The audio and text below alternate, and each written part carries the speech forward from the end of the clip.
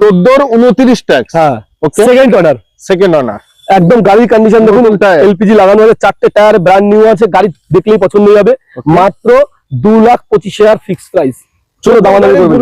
2,85,000। হ্যাঁ, ওকে, এই একটা দেখুন, 4টে tyre brand new, full original paint. অনেকে অরিজিনাল পেন্ট খুঁজেন না, ভালো গাড়ি খুঁজেন তো নাকি? এলপিজি পাস, 13 গাড়ি, 28 ট্যাক্স, মাত্র 2,25,000।